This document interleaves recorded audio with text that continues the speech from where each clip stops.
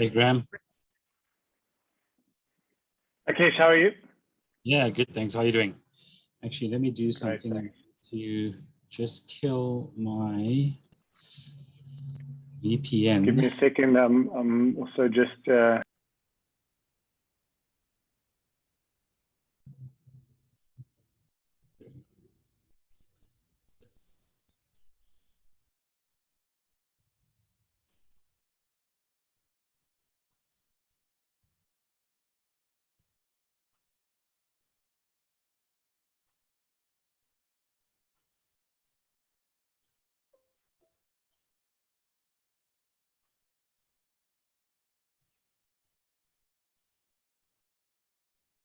You're on mute. Sorry,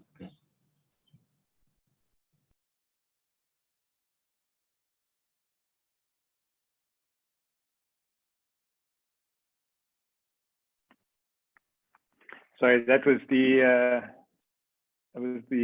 editor-in-chief. It was Georgie Guedes calling me just to check that we were all good to go. Are you good? How are things on your side? You're also on mute now. Yeah, all good, man. Just been a crazy. Had my boss down from Dubai last week, so you know what it is like. You got to go and do lots of customer visits. So it was quite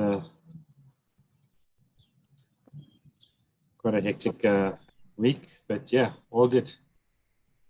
Okay. Hello, Bronwyn. Morning, how are you? I'm fine, thanks. I don't know what. I think it might be that you were sent. I sent the wrong link, but your name says Avashnee, so I'm just changing it. Okay. Do you want me to leave and then... TSA. No, I'll just rename you like this. Okay, cool. Become an expert. I don't think you two have met, so it's nice to introduce you, Akash, Bronwyn. Nice to get a chance to introduce you. Nice to meet you, Bronwyn. Morning, Akash. How are you? Yeah, good. Thanks. How are you doing? I'm well, thank you. I would have thought you would have the new Land Cruiser 300 behind you rather than a Fortuner. Well, it is our locally produced product, so hence the choice. I've got the Hilux on the one side and the Fortuner on the other side in my office. Yeah, I decided to support local at the pictures. I see. Yeah. Yeah, no. Hey, Bronwyn, I've had a change of heart. Can I ask you to log out and try to use the link with your name? If it's still Avashnee, so be it. But I think what happens is now Avashnee won't be able to use her link to get in here. Okay, let me see. There only seems to be one link on the thing, but let me try. There were actually two links. One. Yeah, there were three in the notes. Yeah. Okay, I'll go have a look.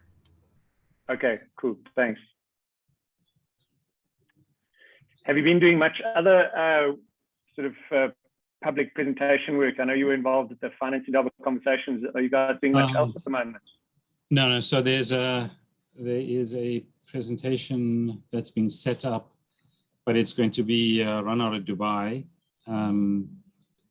That's the only one, but it's going to be a cross LOB. So it's going to be a cross HCM, finance, performance management. But they've asked me to speak on the HCM track because I also look, that's also an area that I'm passionate about. So yeah, that I think is being planned for early Jan, I believe. Okay, interesting. Bronwyn, you're now back and back as yourself, so that's good news. Yes. Sorry, my mistake. No, it's all good. I haven't hosted many of these webinars. The Finance and Double Conversations were done slightly differently because they were meeting rooms rather than webinars. So hence my no, I'll just rename you. It should be fine. And then sort of doing the sums and thinking, no, that's not going to work. Here's Avashnee. Hi, Graham. How are you, Avashnee? I'm good, thanks, Graham. And yourself? Fine, thanks. I don't have to introduce you to Akash. You know each other, but it's nice to introduce you and Bronwyn to one another. Okay, I know Bronwyn as well. Sorry, my video is not starting for some reason. Sorry, it's okay. I think my team is open. Sorry, I just need to Okay, perfect. Hi, Hi, Graham. Avashnee. All fine. Hi, how are you? Good, good. Nice to Just see you again. doing the last minute preps for Diwali tomorrow. So I was in the kitchen. Doing Oh, the that's baking. impressive. Yeah. It's very impressive. I have, yeah, luckily my mom's around, so she's helping me with all of that.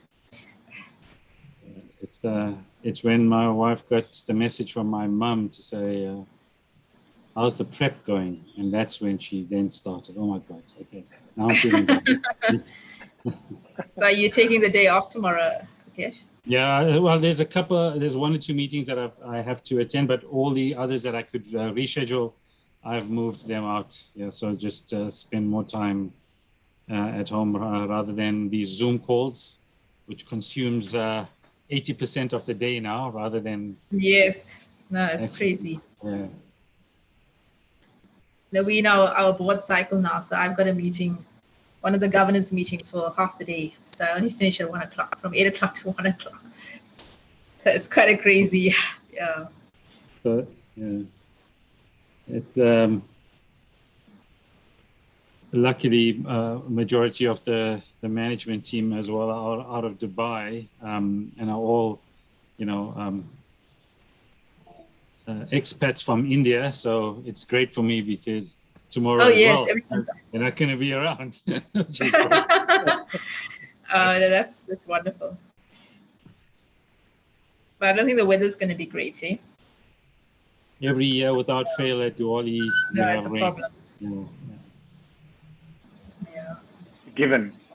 Guys, we've got 10 minutes, and I'm sure you've all got stuff so please don't feel obliged to sit here and make small talk. We're all in. You're welcome to switch your camera off and mute yourself and carry on.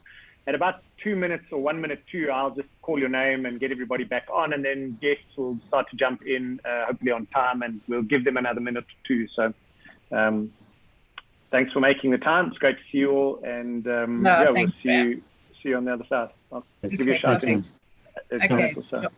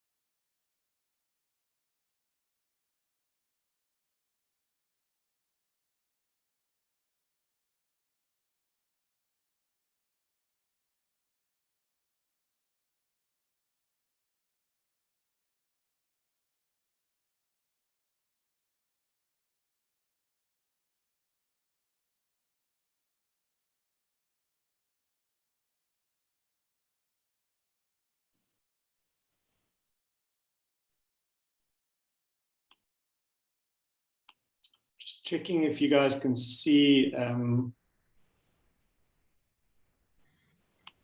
screen that I'm sharing. Yes. Okay, super. I can see.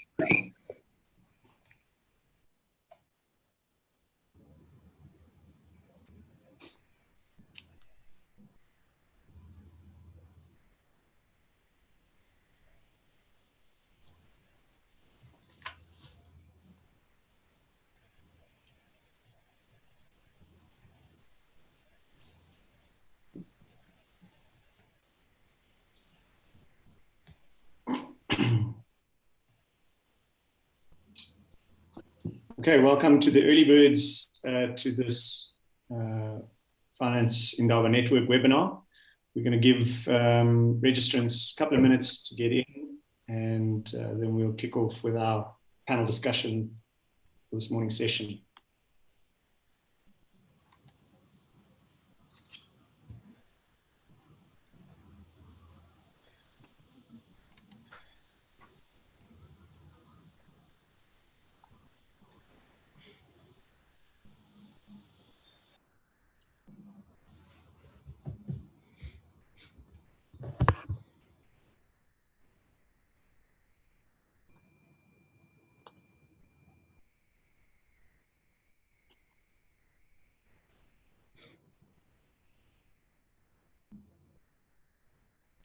Okay, nice to see it filling up. Welcome, everybody. Thanks for joining us. We're going to just wait a couple of minutes as the room fills up before we kick this off. So if you'll give me another minute or two, I'd appreciate it.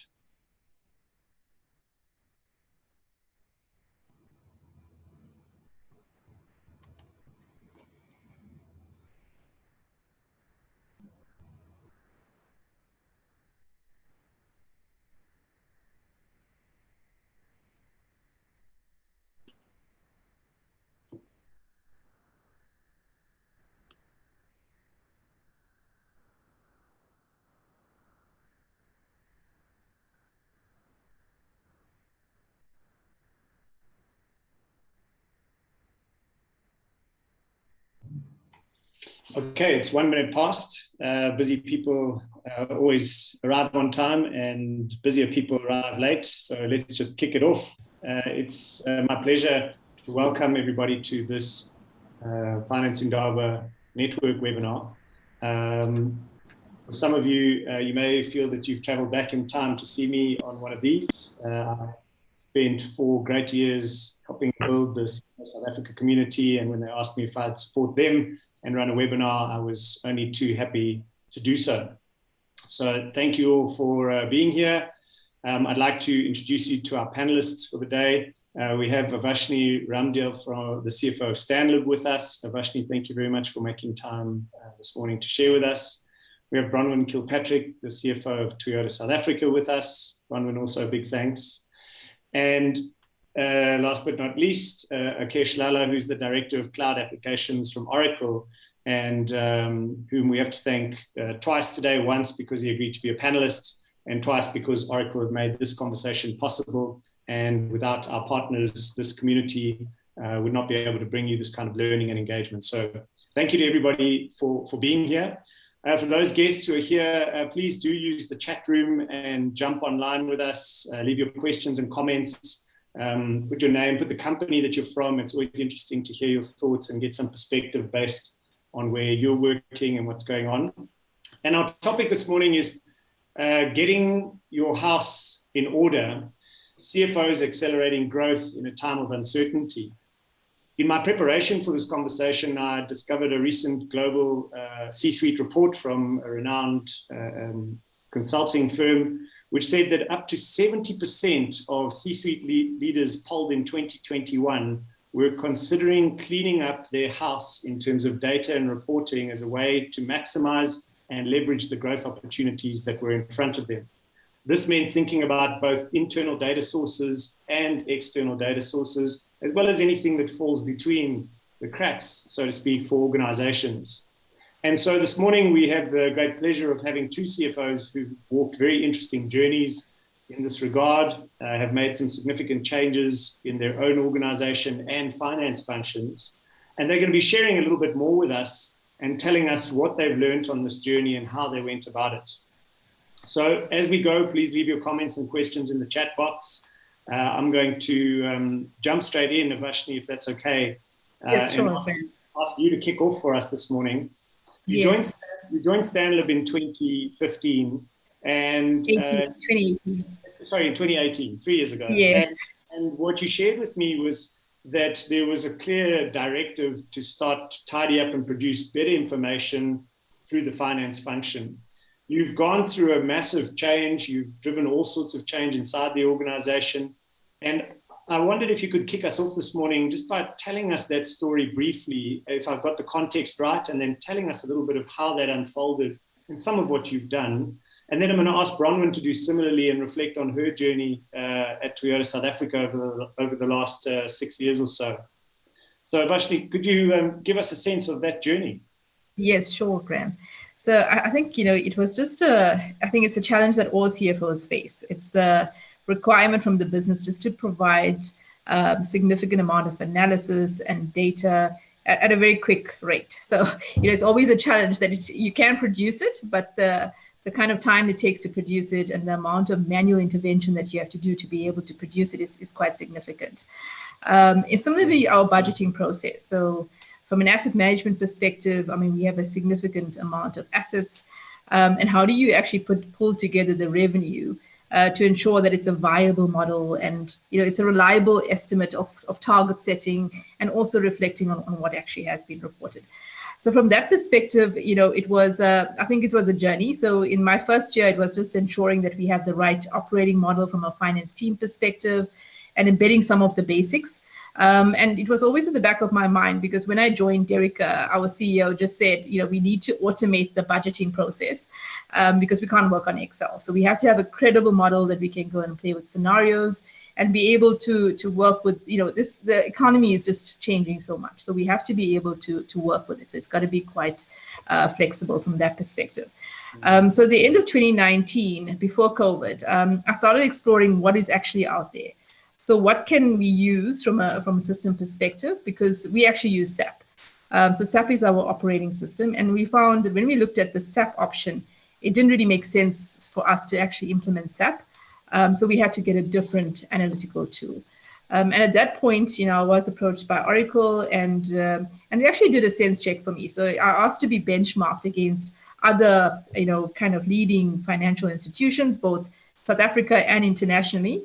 And where does my team actually stack up? So if you look at where we were versus where the rest of the finance organizations and top performing teams, what is the gaps? So that gap analysis was phenomenal. And, it gave me also the global view as well as some of the top companies in South Africa and what are the kind of things that they did. So coming out of that, it went into our year end and then we went into COVID. So it was a thing about I need to implement that. And I realized that the Oracle EPM solution was the best solution for me for giving me the budgeting scenario planning, the reporting automated and all those components. And, then I started, hesitating, do you actually implement a system during a remote environment?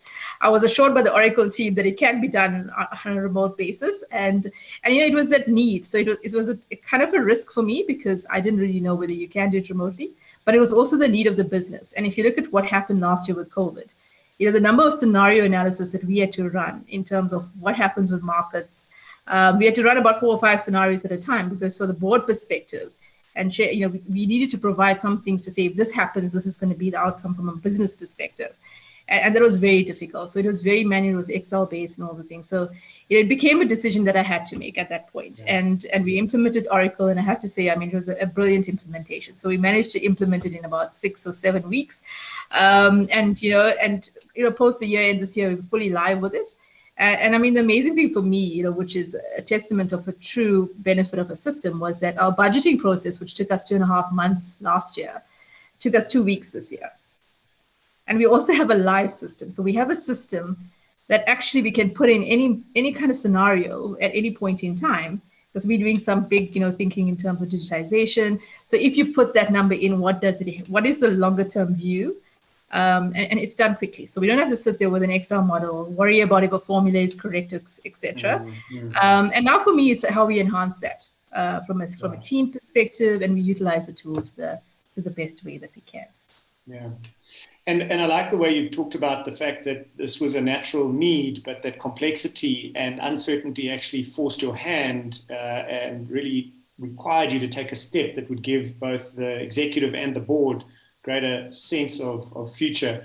Bronwyn, Yeah. That's probably a good segue to ask you to come in and talk about your journey at Toyota South Africa. I had the privilege of visiting at the plant recently, and it's a highly complex and multi-million pieces of moving equipment and spares and people.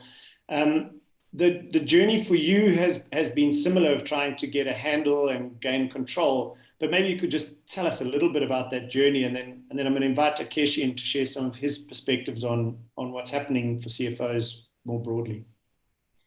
Yeah, so thank you, Graham, and good morning to everybody. So our journey is, as you've already said, has been quite a complex one, with very many moving parts. And the key for us is we have many different systems in the organization, from the TMC systems to many other different systems that we require. But surprisingly, and just as Avashnee said, lots of hands on deck, lots of Excel spreadsheets, lots of following up. I can give an example with our M&F creditors, so not your OE creditors. We would literally have a whole team of creditor clerks which would run around the plant and trying to locate, please release this, please do this, so we can pay the supplier, because supply is jumping up and down. So the first thing we did is trying to put a system in place that could at least automate that whole process, from capturing to follow up to digital dashboards, and to take that process through. So now we know what previously you didn't know what you didn't know. Now you actually know the full universe. And it actually sounds like such a simple system, but I think it took us the better half of getting everybody on board, to implementing it, training sessions, follow up. Probably took us the better half of a year to do that, because you've got to get a lot of people on board to utilize the system. And I think even today, we still spend time communicating, training, teaching people this is what the purpose of the system is. In my team, we've really been looking at how to do, and I want to call it the basics, but as an accounting team or a finance team, you are there to get the basics done. You have to capture transactions, you've got to be accurate, and you've got to get all those items done.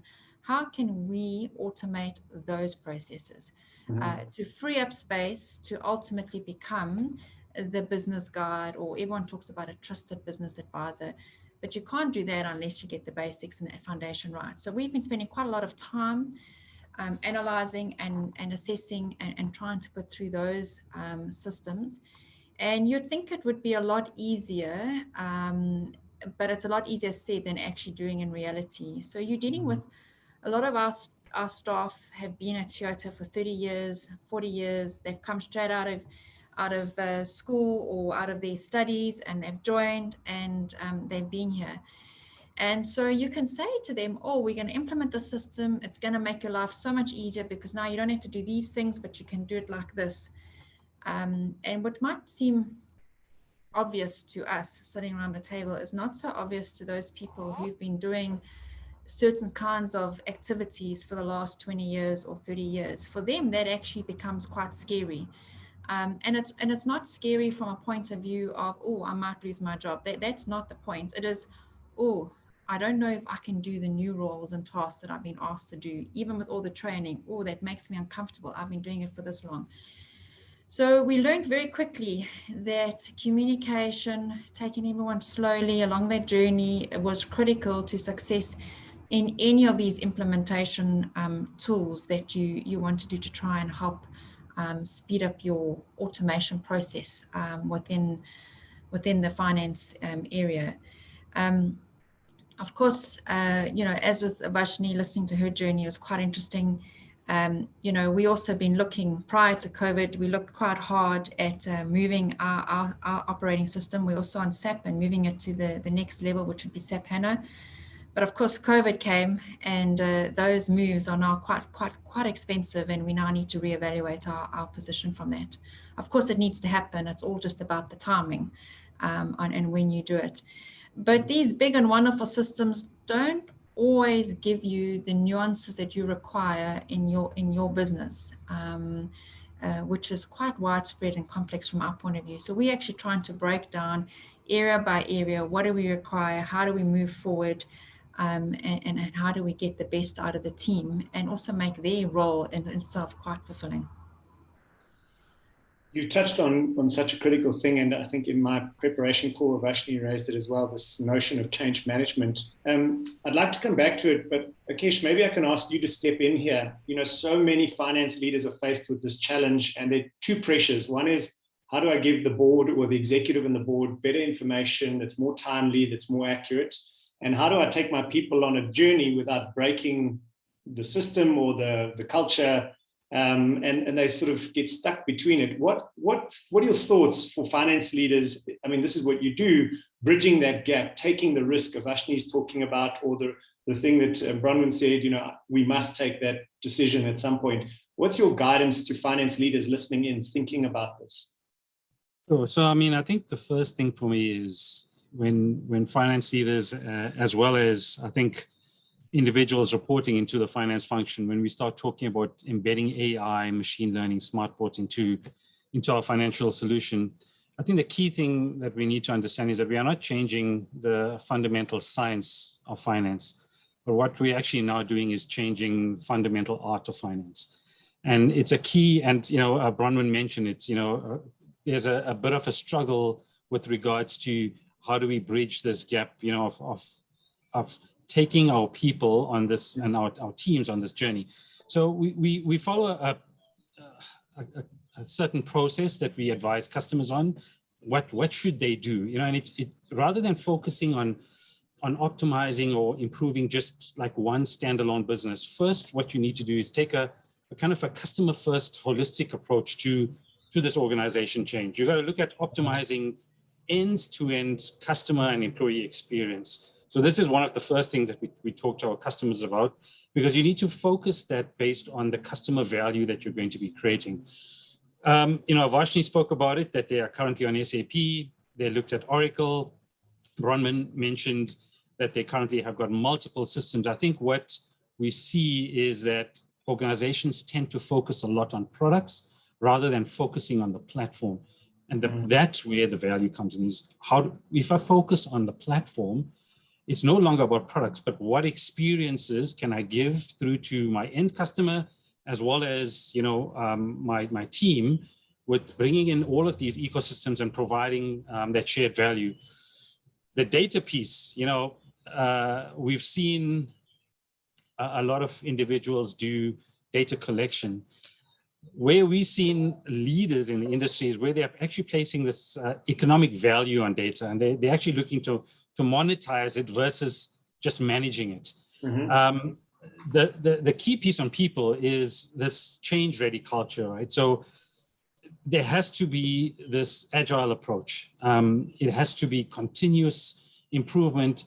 You know, there has to be a formal change process assigned to any large, I'd say, intervention like this. You know, when you are going through and you're now adding robotic process automation, it's how do I take my team along with me, where they see that, listen, this is not replacing what I'm doing, but it's actually replacing or getting rid of the mundane tasks that I currently do, and allowing me as finance to focus on the strategic, the growth areas that the CEO is expecting the finance team to assist him on. So these are some of the key things. The last thing that we typically advise is, yes, it's great to have management buy-in. I mean, it's absolutely imperative, but there has to be some sort of an executive mandate. So it's that you have to adopt this customer first approach to business. I mean, and we're going through that as Oracle. I mean, and I'll say it as it is, we haven't had the best, you know, name in the industry, but we've gone through a massive change over the past 2 years. And this is what we are driving through every facet of our organization, is this customer first approach. So just a couple of key points, but, you know, happy to have further discussions if anybody wants to go into those details. Yeah. I'd love to get both Avashnee and Bronwyn's take on customer first. Avashnee, you might be a little closer to your customer. Bronwyn, I feel like cars are a long way from customers, from the plant. And then Avashnee, also just maybe you could talk a little bit about the gift that this change has brought your team, because we talked a little bit about change in capacity and talent, the need, and also we talked a little bit about the idea that it's freed them up to become a little bit more creative, innovative, and that you recently ran a hackathon for your finance team, which brought some nice solutions to the table. Yeah, no, I think, it's wonderful to see, because I agree with Bronwyn, people are very skeptical. So you bring a new solution and they've heard it before. Is it really going to work? It's expensive. So you've got to take people on the journey, and you almost got to work with that skepticism. And get them to buy in slowly. So, I think for my team, I think they were skeptical until the point of the budget, when they saw that the time saving that it brought, and it freed them up to do a whole lot of other things. So I think, in the age that we are now, there's just technology is everywhere. So be it with the customer, be it internally, we're just trying to get smarter at what we do and quicker at what we do. So one of the things that we did as a finance team is to run a hackathon, which was really to bring in that innovation cap into the team. Because finance, innovation is very low in a finance team. So it's how you bring that, into the team to get it kind of in a forced manner. But it's amazing, what people can do in a matter of, we had a team which actually runs these things internally from a Liberty perspective, across the businesses, where they do a hackathon, they know how to run a hackathon. It's within hours. And this team managed to look at we looked at problems that we have in the business and what are some of the solutions that you can come up with. So one of the things that we have an issue with is our expense management. So it's very manual. You've got to fill in the expense forms, attach the kind of supporting documentation. And what they did was said, look at Microsoft and the tools that are in Microsoft. There's actually an app in Microsoft that, does expense management. So it's an expense management app. The implementation cost is $90,000. With no, ongoing costs from a transaction perspective. And the implementation, they're going to go live in November, which was, within 8 weeks, I think. And now they're also kind of going to do it from a group perspective. So to kind of flag it, from an overall group perspective. So it just shows, if you start to think, and for them, it was amazing. So it's really young people in my team that have just done something different, and I think very proud of themselves from a point of view of now implementing something that can be used by so many users across the group. Bronwyn, I don't know if you've got change and innovation happening at the coalface, but I am keen to hear Toyota's renown for being a place of ongoing improvement, and sort of some of the things you're wrestling with, and then this thought of customer first, right? Kesh sort of said, like, can you put the customer at the center of your change? I'd love to get your thoughts on that. You're on mute, Bronwyn. Sorry, thank you. So we have actually just approved another small project to go through and automate all our recons and our matching that we're doing. The purpose for me was not necessarily the project, but more the sense of gaining momentum. Because Avashnee put it quite aptly, people need to see the successes. So if you are implementing one RPA at a time, the success is very small. It's, it's one small process and it's not visible. So the key is to try and get that momentum and to spark that innovation in the other people. So innovation, success breeds success. The innovation will breed innovation, and it will do away with the skeptics and the scaredness from that. Where we are moving to from a finance point of view, from a customer first, is really around how can we give and bring to the table a clear framework and structure where you can navigate the organization to moving to. So from a sales and marketing perspective, and a manufacturing point of view and support services point of view. And to do that, you need to be quite analytical of your information to find out the gems that you can bring out in the storytelling. Putting numbers on the table is one thing, but unless you can string those gems and that storytelling together, it's very difficult to then show your board where you need to move to from that point of view. So from a customer first point of view, for us, that's quite clear and specific. And when I say customer, I'm talking my internal customers. Yeah. Obviously, from a systems point of view to our external customer, we have one of the really good system interfaces with the dealers and the customer, the Toyota One, and that's changing on a daily basis. I think that's innovative to the nth degree, and it's really around how you make the whole sales process smooth, effective, and quite quick on the process, and informs the dealer many things that they need to know in order to make that sale and product. So that is a separate discussion, and that's all internally built and custom built to our needs, our customer voice of the customer, our customer research that we have done. Akesh, I'm struck by the cynicism of finance people. And again, I'm sort of coming back to you to say there's some cynics in the audience, because there are sort of 35 or 36 people in here this morning, and they're saying, yeah, it's fine if you're Stanlib and you've got, the Liberty Group behind you, or you've got Toyota in your corner. These things are good. At a more simple level, what could CFOs who don't have the backing of mega businesses like that be thinking about in their first steps? You've talked about having executive, but more than buy-in, just a sort of real executive sponsor for the process. And we've talked about how change management should be attached. But what else should finance leaders be thinking about as they wrestle this decision of cleaning up house, getting their data in order, automating some of their data, and bringing some of those things to the party? Yeah, so I think, so firstly, if you look through the finance process, and Avashnee spoke about it, she spoke about her budgeting process. You could pick one process. It doesn't, when we look at our enterprise performance management solution, there's 8 business processes there. So you need to look at, well, if I were to look at that 8 processes, is it financial consolidation? Is it finance allocation? Is it planning and budgeting? Cost and profitability management? Which one of those processes am I going to get the biggest bang for my bucket in the shortest space of time? And the great thing about this, and Avashnee spoke about it as well earlier, is with the advent of cloud, and in the times that we find ourselves in right now, these deployments happen remotely. So you notice that we were quite used to these projects just taking forever, burning up, you pay for time and materials for your project team that's on site, etc. And you look at the implementation cost, and you look at, well, what's my ROI? When am I going to actually get this ROI on the cost that I've outlaid for the solution?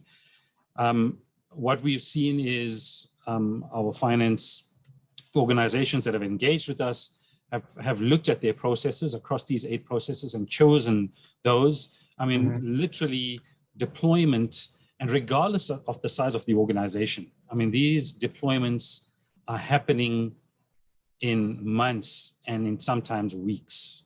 So this is the advancement in the technology that we've done. What we've also done, as Oracle over the past 7 years is, so we've partnered very closely with the Association of International Certified Professional Accountants, so AICPA, to understand, how is this operating model for modern finance changing in response to what's actually happening out there? And there's 3 areas that they've identified CFOs absolutely need to focus on. So the first one being operational excellence, which is the automation that we spoke about. The one barrier that they've picked up that is holding the CFOs back is this concerns about data and information security. And I think with the advent of cloud, that is there. But actually what they're finding out is that it's actually more secure with sitting in cloud than some of these solutions sitting on-prem. The second one was digital intelligence. We spoke about data analysis. The last one is business influence. Now, what they state is that our finance leaders, provide significant and influential, a role in making decisions or decision making. But what they are seeing is kind of a hindrance is playing this role in mapping future scenarios. And this is where the tool set of planning and budgeting comes in. And so it's, yes, I'm helping you make decisions now, but based on what COVID has brought out to us, can we build out these multiple scenarios? What is going to happen in the next month, next 6 months? And I think this is where the AICPA has identified a bigger role for finance to be playing in the future scenarios rather than just only focusing on the current. Yeah, I think both Avashnee and Bronwyn have sort of inferred that that's the ask from the board, and the leadership is help us look into the future. We need a sense of, if not this, then what, and the scenario planning. I just want to press pause for a second and see if there's any questions or comments from our audience, our webinar audience this morning. If you've got a question, please drop it in the chat box or share with us. I like Malibongwe already said, City of Joburg municipality, our house really needs order. I've just closed my account because I'm semigrating and I'm hoping I'll get my money back, Malibongwe. So please check out my account if you will. Avashnee, one of the things I asked, and I think it's, we've talked a lot about where does it start? How do you decide what the pressure is? Akesh has pointed out these key areas, pick one, don't try to do all of them. We talked a little bit about taking your people on a journey, but I asked you about the interface with IT, because there is always some territorial behavior when it comes to technology and change in a business. What was your approach? What worked for you guys? And again, what would you offer to people who are thinking about this in terms of what to do with their IT colleagues on this journey? And maybe you should also just, what didn't work, because that's just as helpful sometimes. Yeah, absolutely, yeah. So I think, Graham, I just wanted to touch one point on what Akesh just spoke on, which is quite important, is that, that EPM does have a number of suites. So it's also about, I think the good thing is that you can choose to do one or two. So you look at your most critical, from my perspective, I did the budgeting forecasting module and I did the reporting module, which were our key things which we couldn't get anywhere else. And I think that, ensures that you can master something before you actually go and do a full suite, and then you have this huge complexity to deal with and you don't know where to start. So I think that definitely worked for us to be able to kind of have little bits than the whole thing all together.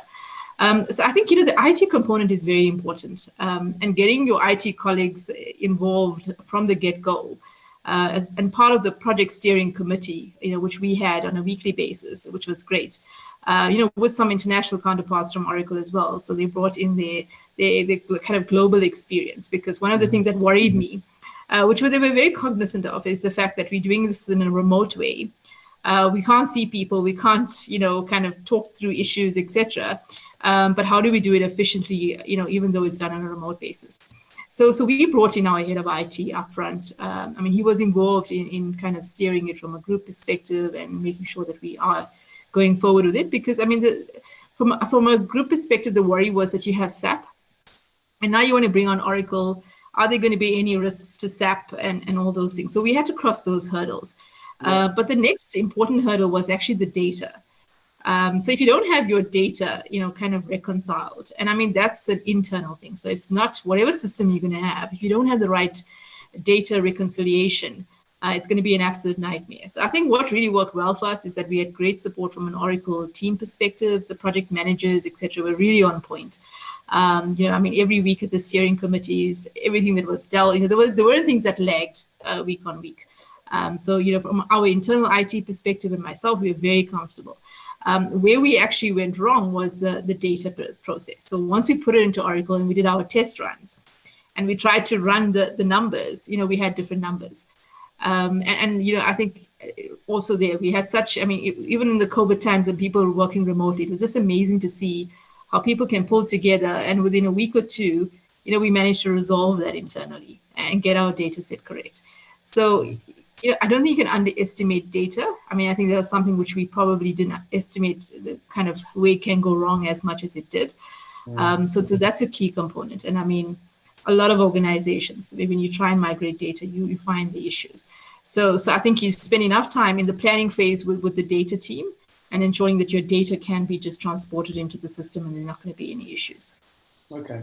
So really you're advocating for, before the cleanup, almost before you move house, like really clean up, donate, figure out where things are hiding.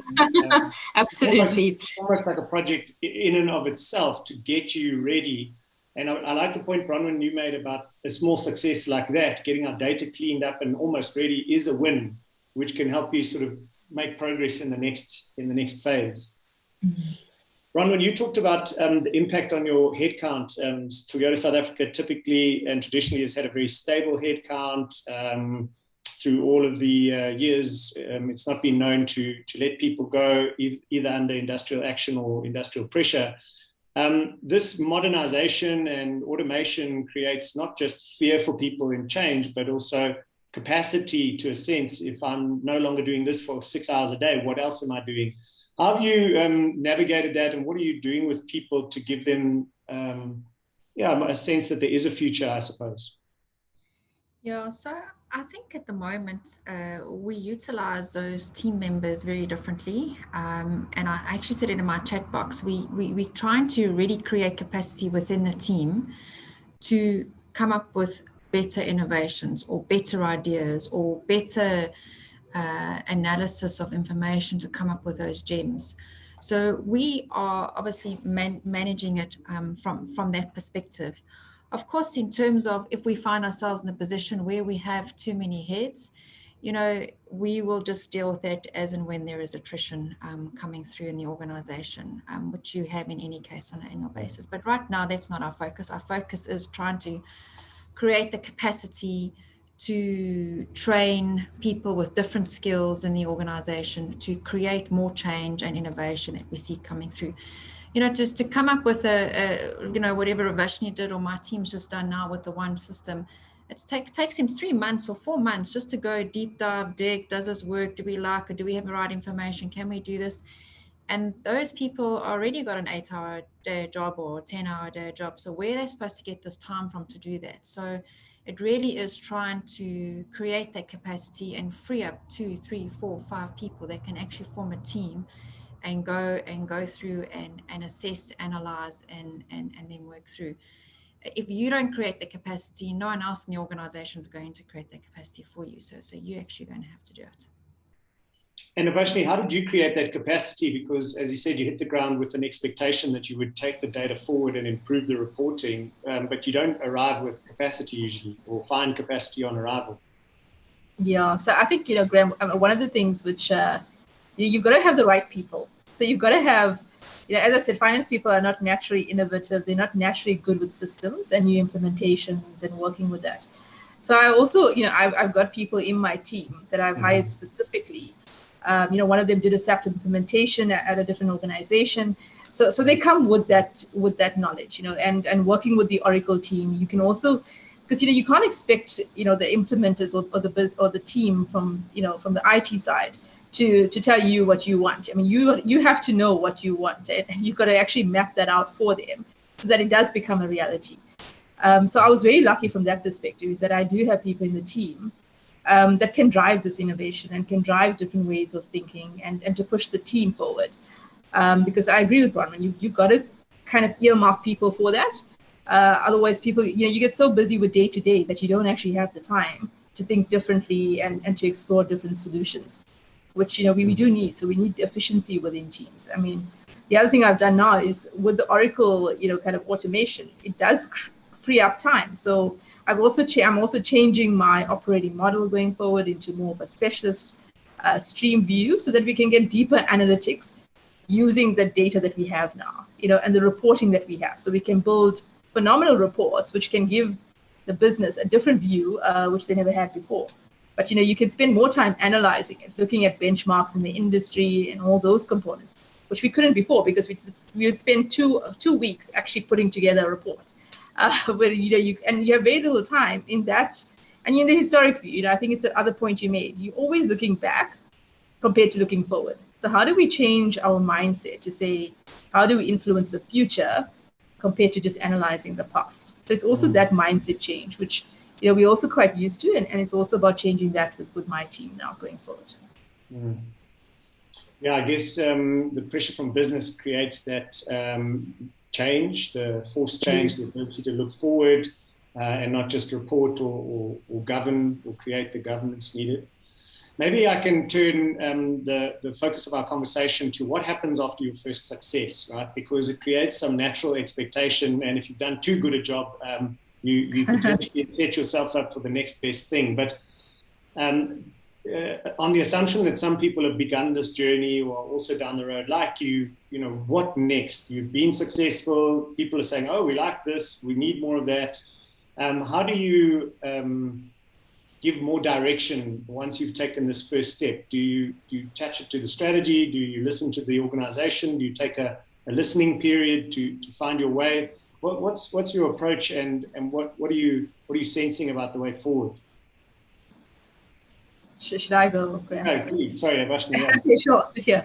So I think embedment is very important. You know, I don't think you've got to get the true understanding of what the system capability is. Right. And another thing that we've done is we've also, with the tweaking, you know, it's very specialist as well. We've also had some assistance from Oracle in some of the niche things that we're trying to do, which may not necessarily be in the finance space, but outside of the finance space. But I think you've got to get the full understanding of what the system reporting and capability is, and also ensure that your team is on that journey. So the change management with the team is quite important. And, you know, are they using the system, or are they just doing it the manual way? Yeah, that for me is a big thing. So you kind of force the timelines and say, by this date, everything is automated on Oracle, and we're no longer putting manual reports, because, you know, you will go into your old ways. And working remotely, it's difficult to see how things are being rolled out. So for me, I think that's quite critical. And then, you know, kind of rolling it out in terms of the business and making the business see, you know, this is what we can produce. What is it that you need further to that? But also looking, you know, I mean, the other thing that we did was we also got, you know, a benchmark in terms of what other finance organizations are doing. So we also have that work, you know, to say from our journey perspective. And if you look at what other organizations are doing, these are the things that we can do that we haven't done yet. So, you know, how do you tap into, you know, artificial intelligence is a wonderful thing, but I mean, are we truly using it in terms of finance? So can you take that data and put it into your current data and give the business a different view, which they can't, you know, you wouldn't naturally be able to do that in a quick way. Bronwyn, you know, from first success to next, what are your thoughts? How do you capitalize on it, and how do you give direction to it? I know we talked a little bit about the value of exposing some of your team to other parts of the business, because it's such a broad organization that's one way to improve the way they think about their delivery or their outputs. Yeah. So, you know, that's the beauty of our business, is that, you know, we talk about data and master data, and you can be right today and tomorrow it can be all wrong again. And in our organization, you're so reliant on everybody doing what they need to do at every different point, whether it's in logistics or in production control or wherever it is. So the key and the nice journey and experience for the team here is there's so many different parts that you can touch, and you can put a small solution in to help with the reporting or with the storyline you're trying to pull together. And you can actually send your team into, as you say, the different parts of the organization to work cross-functionally, number one, with that team to understand, you know, what is your landscape, what is your world, how can it look like or how can it not look like?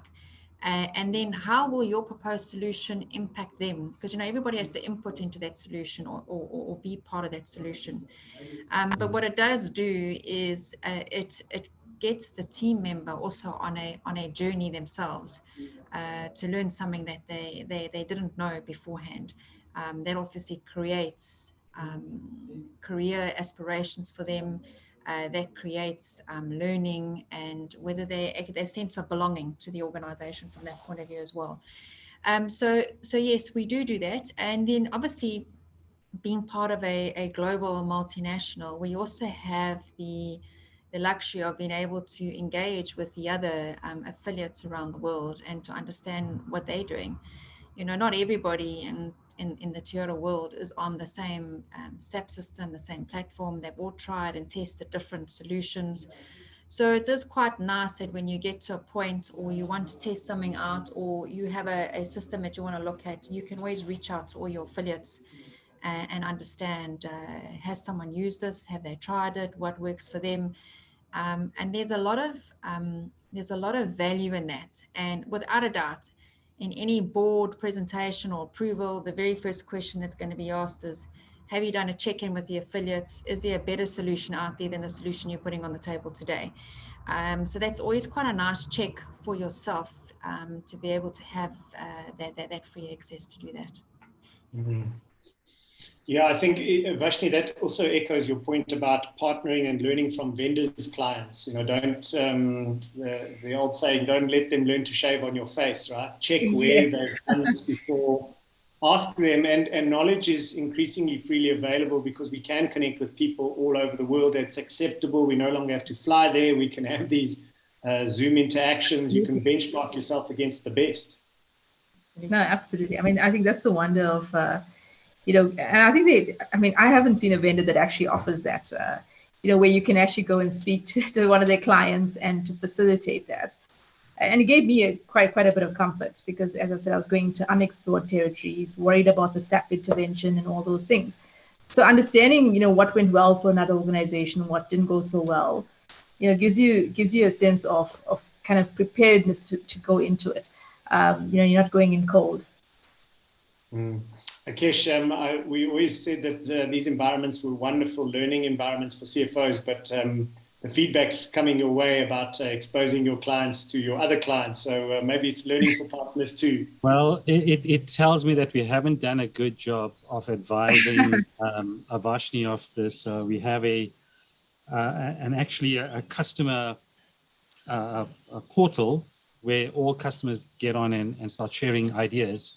So it exists today, which means we haven't done a good job of. No, you haven't. Okay. So I've taken a note of that, and I'm going to be sending all the details to you. I think, and working remotely, this is what is brought on, right? When you are in the office, you can just lean over to your mate's desk. Okay, I've forgotten how to do X, Y, and Z. Now, when you're working remotely and you've deployed a new technology, is there built-in learning in there to say, okay, if we are now going to be, closing off the books, these are the steps that we need to do. These new technologies need to have that built in. This is the way that we are working right now for the foreseeable future. So yeah, absolutely. So I've taken that point down, Avashnee. I'll be contacting you. Yeah, thank you, Akesh. Now, I think, Graham, just touching on that point, the training when you're implementing a new system is also something that's very difficult with COVID. So it was, how do you can't get into a room and just sit together, put it up on the screen and work through it. We had to work, online, through Teams, and it's very difficult for people to follow. So, that was something which we had to do a number of times. I mean, we took videos, so I didn't know some of the training things. So that's something, which I think if we were in the office, it would have been a lot more efficient. And knowing that there is this kind of portal that you can go to is very useful, because if someone does get stuck, they can just go on and kind of research for themselves. Yeah. Two questions have come up in the chat box. The first one, Bronwyn, was aimed at you. Martin Buchalter says, your suppliers are key to your business in terms of driving down part costs. Have you considered an offering to them based on your learnings and ability to negotiate with system providers? Yeah, so it's quite difficult, Graham, because every supplier runs their own system, and also a lot of our suppliers are not single suppliers to Toyota. They are suppliers to many other companies as well. Mm-hmm. So, I don't think a supplier has asked us to have or help them with those negotiations. But of course, that's all linked to each supplier has their own owner, their own shareholder, and their own systems that they operate in. So it's not like we all operate on the same systems. Yeah.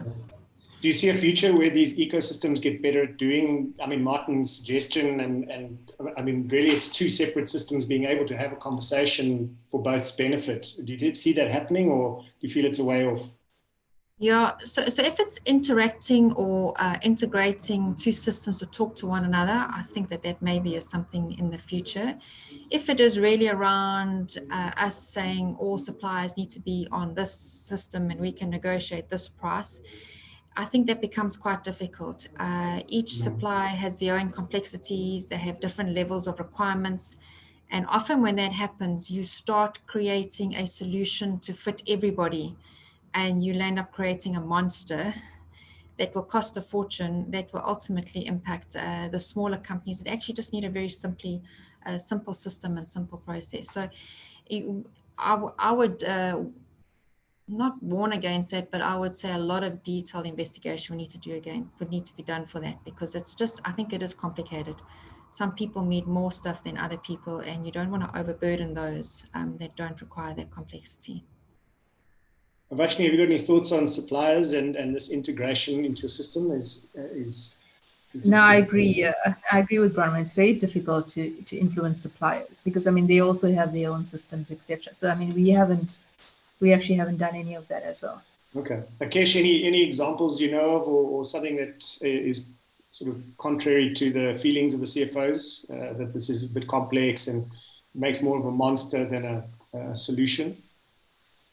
I think you've got to look at the use case for each of those, right? I mean, I think with the way technology is right now and with open standards, yes, you have the ability to integrate literally anything right now, but you've got to look at the use case and the benefit of it. You know, am I going to get that ROI? Because maintaining such integration, that's where the I say the cost comes into. Yeah. Because you can integrate anything. It's maintaining that integration is where the cost comes in. Then you've got to look at the use case. Am I getting the ROI? And if I am, then there's the business case right there. You know, so that's. I know I'm taking a very high level approach on it, but you've got to get into the detail to understand what those use cases are. Yeah, 100%. The second question that popped up here from Ngoni, thanks Ngoni, is sort of a question around qualifications and skills for accountants to develop, or advance in financial data analytics. And my first instinct is that that's all the work the robots are going to do. So, a better understanding is a good idea, but that's my naivety. So maybe I can just ask, and we are sort of closing in on the last 10 minutes. Maybe Bronwyn and Avashnee, if you look into the next couple of years and think about what kind of skill and talent you're looking to build in your team, generally, what are your thoughts around what you're trying to build and what you're trying to help your accountants develop as a skill set?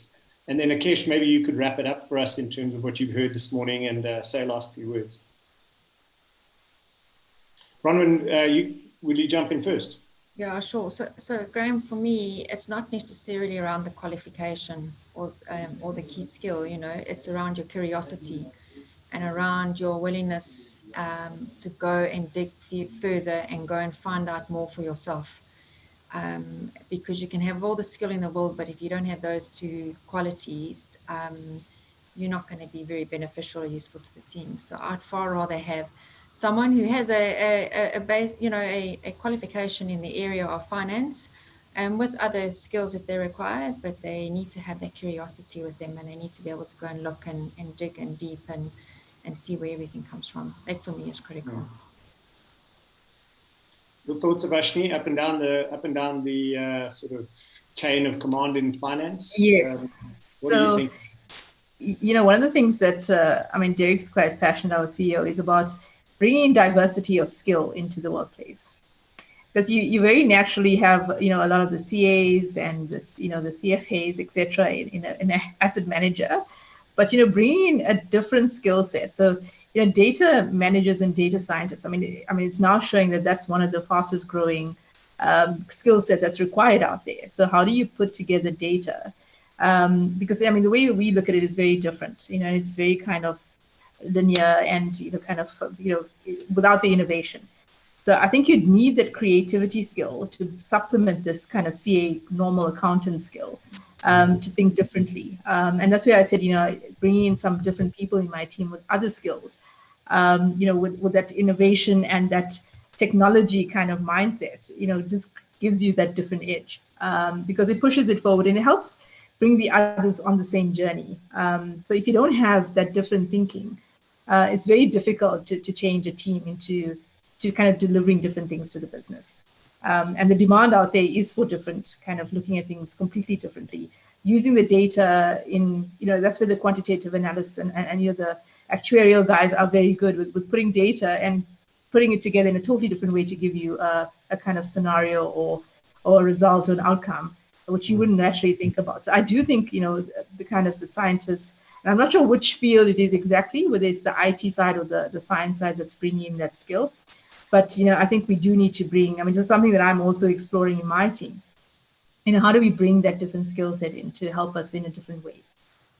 So it's definitely something I think the kind of future is requiring us to do.